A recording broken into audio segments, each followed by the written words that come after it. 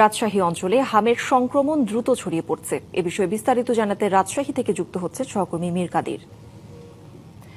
কাদির, হঠাৎ করে যে হামের প্রাদুর্ভাব দেখা দিয়েছে দেশে, সেখানে শিশু মৃত্যুর সংখ্যাই কিন্তু বেশি।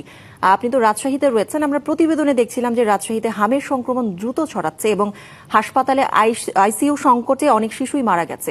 এ বিষয়ে কর্তৃপক্ষ থেকে কিছু বলা হচ্ছে কিনা জানাবেন। কৌরি, রাজশাহী অঞ্চলে কিন্তু হামের প্রকোপ দিন দিন বৃদ্ধি পাচ্ছে।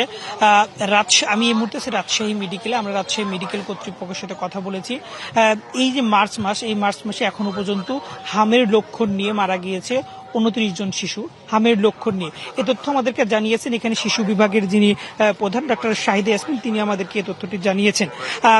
তবে এখানে এখনো পর্যন্ত প্রায় 80 জনের মতো হামের লক্ষণ নিয়ে এখনো পর্যন্ত ভর্তি আছে। তবে হামের লক্ষণ নিয়ে এখনো পর্যন্ত একজন শিশু হাম পজিটিভ হয়ে মারা গেছেন বলে জানিয়েছে হাসপাতাল কর্তৃপক্ষ।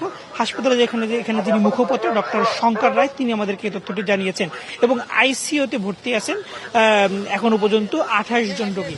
অর্থাৎ এটা দেখা যাচ্ছে যে উনি যেটি বললেন যে গত যে কোনো বছরের তুলনায় এবার কিন্তু এর প্রকোপটা বেশ দেখা যাচ্ছে। তবে রোগীদের কাছ থেকে আমরা বেশ কিছু অভিযোগ পেয়েছি। তারা যেটি বলছেন যে হামের লক্ষণ নিয়ে যখন কোনো শিশু আসলে ভর্তি হচ্ছে, তাকে কিন্তু সাধারণ যে ওয়ার্ড সেখানে কিন্তু রাখা হচ্ছে। এই ক্ষেত্রে আসলে অন্য শিশুদেরও কিন্তু সংক্রমণ হওয়ার সম্ভাবনা থেকে যাচ্ছে। কেননা হাম কিন্তু খুব দ্রুত ছড়ায়। নগদ নিয়ে এলো হার না মানা হার অফার। সর্বনিম্ন 10,000 টাকা রেমিটেন্স নগদে পাঠালে থাকছে স্বর্ণের হার জেতার সুযোগ। হাসি কাশি এর মাধ্যমে কিন্তু ছড়ায়, যে কারণে আসলে যদি হামের যারা লক্ষণ নিয়ে তাদেরকে যদি কোনো আলাদা কোনো একটি ওয়ার্ডে রাখা হয়, সেক্ষেত্রে কিন্তু এই সম্ভাবনাটা কম থেকে যায়।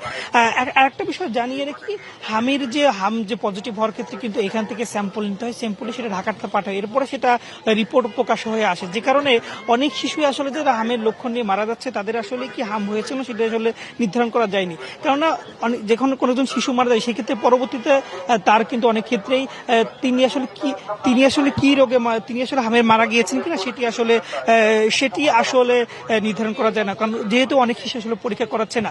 তবে ডাক্তাররা যেটি বলছেন যে তারা আসলে এই মন্ত্রণালয়কে জানিয়েছেন এখানে আসলে হামের চিকিৎসার জন্য আরো যে ধরনের ব্যবস্থা করা দরকার তারা সেটি করবেন। এই ছিল রাজশাহী থেকে সর্বশেষ তথ্য। কাদির, ধন্যবাদ আপনাকে।